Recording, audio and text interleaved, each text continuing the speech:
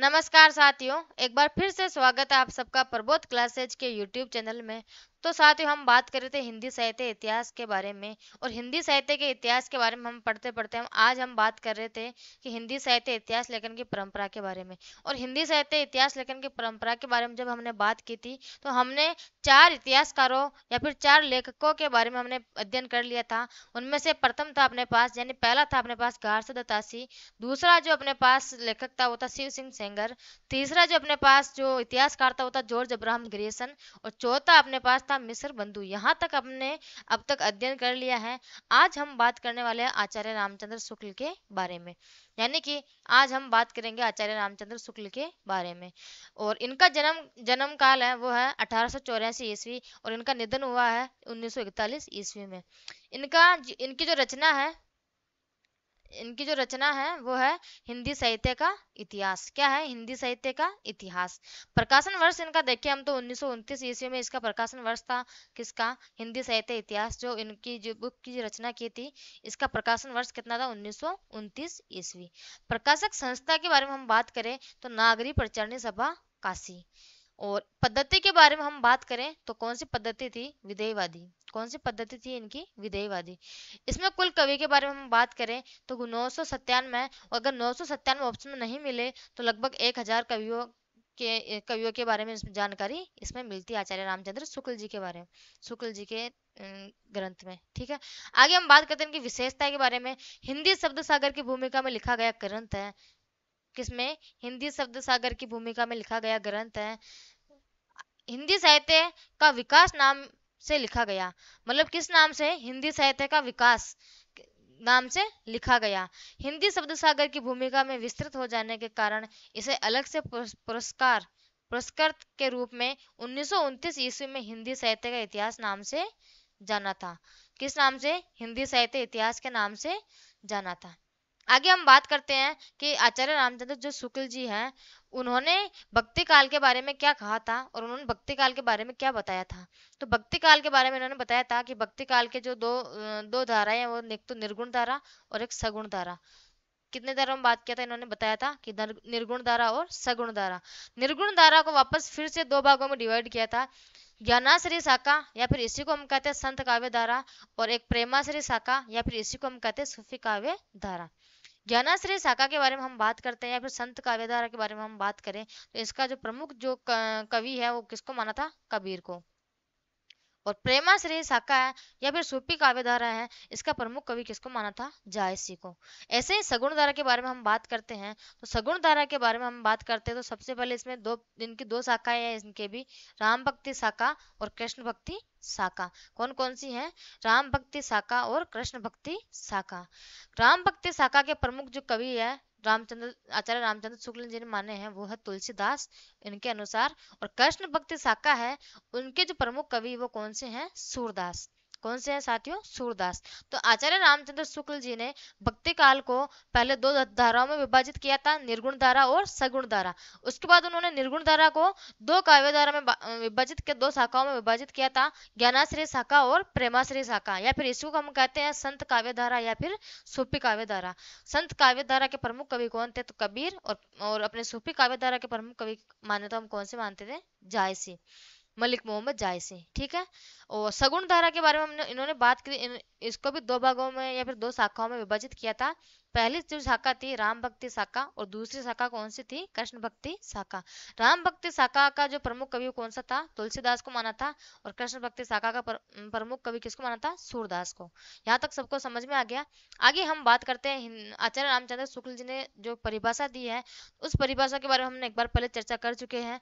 वापस फिर से दोबारा चर्चा करते हैं। बहुत ही इंपॉर्टेंट परिभाषा इनके आचार्य रामचंद्र शुक्ल जी, बहुत ही इंपॉर्टेंट है। यहाँ से जरूर क्वेश्चन आता है हर बार एग्जाम के अंदर। ठीक है साथियों, तो इन्होंने क्या लिखा है कि जबकि प्रत्येक देश का साहित्य वहां की जनता के चित्तवृत्ति का संचित प्रतिबिंब होता है। क्या बताया इन्होंने?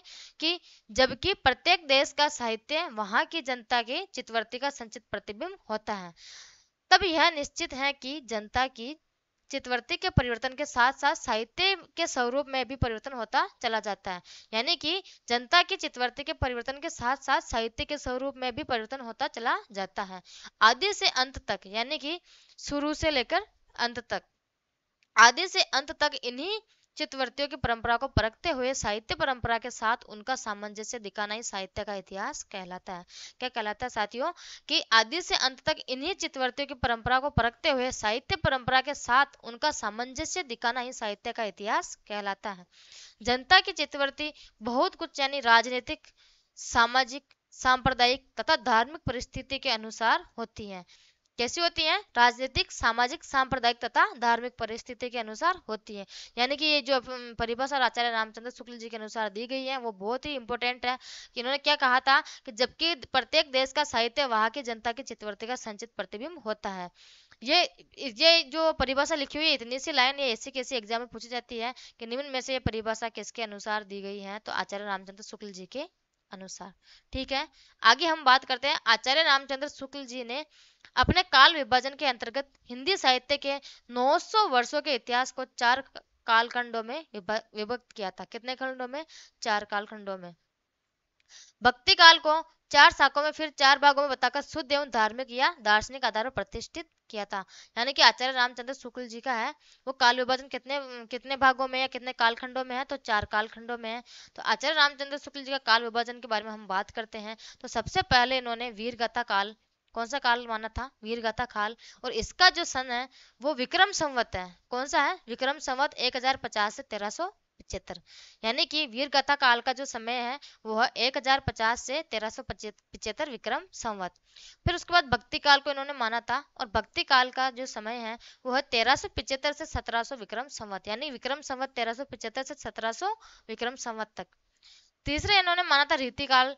रीतिकाल को का इन्होंने जो कार्यकाल जो सन माना था, कार्यकाल इन्होंने माना था वो माना था 1700 से 1900 विक्रम संवत तक। आगे हम बात करते हैं लास्ट में गद्य काल। इसका जो इन्होंने समय माना था वो माना था 1900 विक्रम संवत से आगे तक यानी वर्तमान तक। वर्तमान तक 1900 से वर्तमान तक, विक्रम संवत 1900 से वर्तमान तक। यानी कि आचार्य रामचंद्र शुक्ल जी का काल विभाजन के बारे में हमने बात की। तो वीर गाथा काल, भक्ति काल, रीति काल और गद्य काल। वीर कथा काल का समय काल इन्होंने क्या माना? 1050 से 1375 विक्रम संवत। भक्ति काल का 1375 से 1700 विक्रम संवत। रीति काल का 1700 से 1900 विक्रम संवत। और गद्य काल का 1900 से अब तक यानी वर्तमान यानी अब तक का काल। ठीक है, यहाँ तक हमने बात कर ली समय काल के बारे में या समय या काल के बारे में। आगे हम बात करते हैं इनकी कुछ विशेषताओं के बारे में। जैसे रामचंद्र शुक्ल जी ने यानी आचार्य रामचंद्र शुक्ल जी ने अपने इतिहास में पहली बार यानी कि पहली बार कवियों और साहित्यकारों के जीवन चरित्र संबंधी इतिवृत्ति के स्थान पर उनकी रचनाओं के साहित्यिक मूल्यांकन को प्रमुखता दी। आगे हम बात करते हैं एक अपने पास जो इतिहासकार थे वो एडविन ग्रिप्स महोदय ने सन 1917 ईस्वी में अंग्रेजी भाषा में ए स्केच ऑफ लिटरेचर नाम से हिंदी साहित्य का एक संक्षिप्त इतिहास ग्रंथ लिखा है। किसने लिखा है?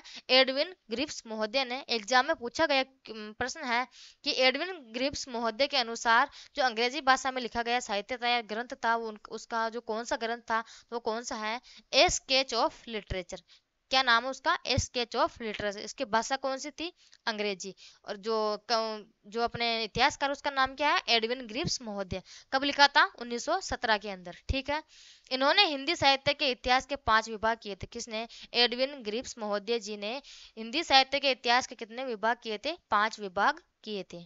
ठीक है, आगे चलते हम आगे बात करें तो सन 1920 ईस्वी में FEK यानी कि FEK ने अंग्रेजी भाषा में ए हिस्ट्री ऑफ हिंदी लिटरेचर नाम से एक इतिहास ग्रंथ लिखा। पहला जो इतिहासकार आया था अपने पास में वो आया था एडविन ग्रिप्स महोदय ने। उन्होंने क्या लिखा था? ए स्केच ऑफ लिटरेचर नाम से हिंदी साहित्य इतिहास का एक ग्रंथ लिखा था। उसके बाद अगले जो आते हैं अपने पास वो आते हैं FEK। जो इन्होंने कौन सा इतिहास ग्रंथ लिखा था हिंदी का इतिहास का? तो ए हिस्ट्री ऑफ हिंदी लिटरेचर। ठीक है, आगे हम बात करें बहुत ही मोस्ट है ये भी एग्जाम में पूछा गया प्रश्न है तजकीरा ई सुराई हिंदी। ठीक है, 1848 ईस्वी नामक इतिहास ग्रंथ, मतलब ये ग्रंथ का नाम है तजकीरा ई सुराई हिंदी नामक इतिहास ग्रंथ मौलवी करीमुद्दीन द्वारा लिखा गया। ये अपने पास जो इतिहासकार एक जो ये इतिहासकार आते हैं अपने पास, इन्होंने कौन सा ग्रंथ लिखा था? तजकीरा ई सुराई हिंदी। कब लिखा था? 1848 ईस्वी में।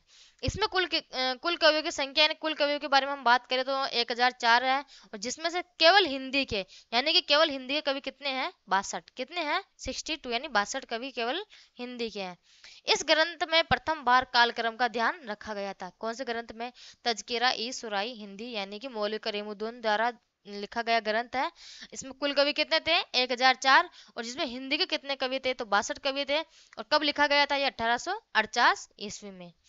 इसके बारे में हम आगे बात करते हैं आगे कि इनकी जो विधेयवादी पद्धति में रचित हिंदी का प्रथम इतिहास ग्रंथ है, यानी कि विधेयवादी पद्धति में रचित हिंदी का प्रथम इतिहास ग्रंथ किसका? आचार्य रामचंद्र शुक्ल जी का। इसे सही अर्थों में हिंदी साहित्य का पहला प्रमाणिक इतिहास ग्रंथ माना। क्या माना?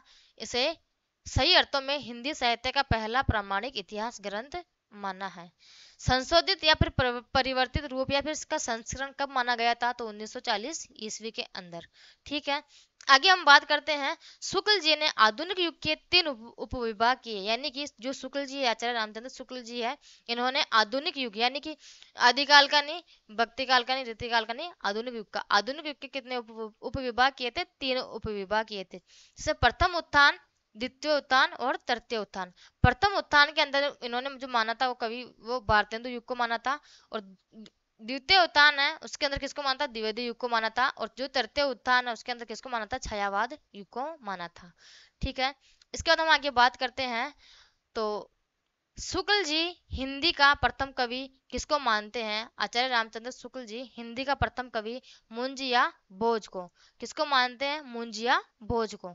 हिंदी का प्रथम महाकवि, अगर कवि के बारे में बात करें तो मुंजिया बोझ को मानते हैं, और हिंदी का प्रथम महाकवि तो चंद्रवरदाई। कौन है? हिंदी का प्रथम महाकवि कौन है? चंद्रवरदाई। इनकी जो रचना वो कौन सी है? पृथ्वीराज रासो। कौन सी है? पृथ्वीराज रासो, चंद्रवरदाई की। ठीक है, शुक्ल जी ने निम्नलिखित 4 रचनाओं को आधार ग्रहण किया। कौन कौन सी थी वो रचना? 4 रचनाओं के बारे में हम बात करते हैं। तो मिस्र बंधु विनोद, तो किसने लिखा था? मिस्र बंधु ने। किसने लिखा था? मिस्र बंधु ने। हिंदी कोविद रत्नमाला, ये किसने लिखा था? तो श्याम सुंदर दास की जो रचना है वो कौन सी है? हिंदी कोविद रत्नमाला। इसको इसको इसको भी आधार किसने माना था? आचार्य रामचंद्र शुक्ल जी ने। कविता कौमुदी जो किसकी है? राम नरेश त्रिपाठी जी की है। और ब्रज माधुरी सार ये किसकी है? वियोगी हरि की। यानी कि आचार्य रामचंद्र शुक्ल जी ने जो 4 रचना है वो किस किस की रचना है उनको आधार माना था। यानी कि मिस्र बंधु की जो रचना थी, मिस्र बंधु विनोद, इसको आधार माना था। श्याम सुंदर दास जी की जो रचना थी हिंदी कोविद रत्नमाला, इसको भी आचार्य रामचंद्र शुक्ल जी ने आधार माना था। राम नरेश त्रिपाठी जी का कविता कौमुदी जो ग्रंथ है उसको माना था, और वियोगी हरि जी का ब्रजमाधुरी सार जो ग्रंथ है इसको आधार माना था। ठीक है, आगे हम बात करें कवियों या रचनाकारों की संख्या के स्थान पर उनको साहित्यिक महत्व को स्वीकारा है।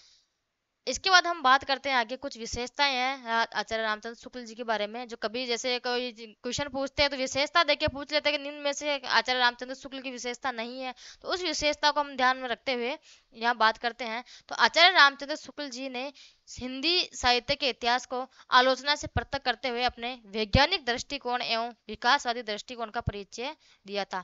यानी कि वहाँ यही आएगा क्वेश्चन के अंदर कि वैज्ञानिक दृष्टिकोण एवं विकासवादी दृष्टिकोण आचार्य रामचंद्र शुक्ल की परिभाषा थी या नहीं, उसमें जो एक आपको गलत आंसर चूज करना था।